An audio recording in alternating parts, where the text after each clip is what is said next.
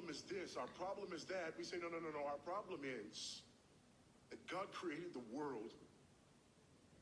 And God created man, and he put man in the garden to keep the garden.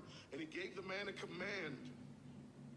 And he held that man to perfect, perpetual obedience to that command. And he promised him life if he kept it, and death if he didn't. And he didn't keep it. He ate. And because he ate, because of that one man, sin entered the world, and death through sin.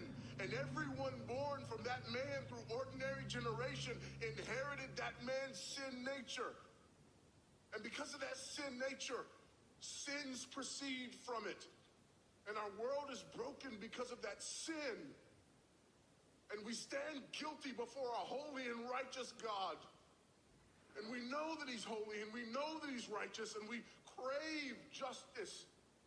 But the problem is that if God gives us justice, we all die. And so that God, in his goodness and in his mercy, sent forth his son, who was not born of ordinary generation, but was born of a virgin. Yes, the virgin birth matters. Why? Because if he's born of ordinary generation, he's born in sin. But because he's not born of ordinary generation, he's not born in sin. He's clean of sin. His record is clean. And he keeps his record clean. And he obeys God's law.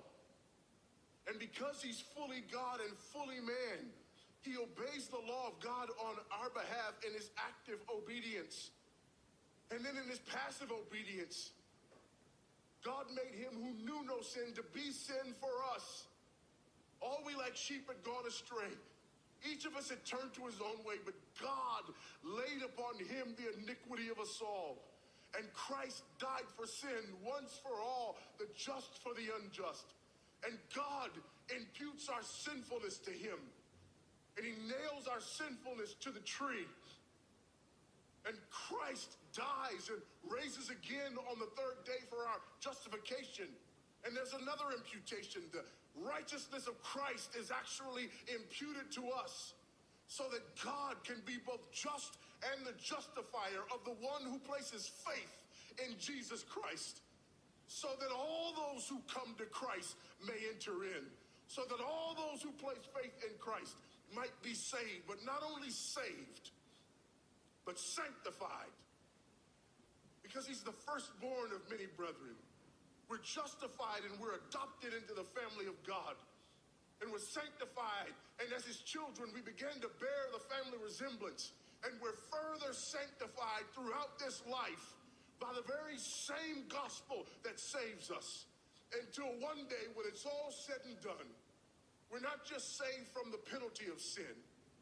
We're not just saved from the power of sin, but one day we're glorified and saved from the very presence of sin.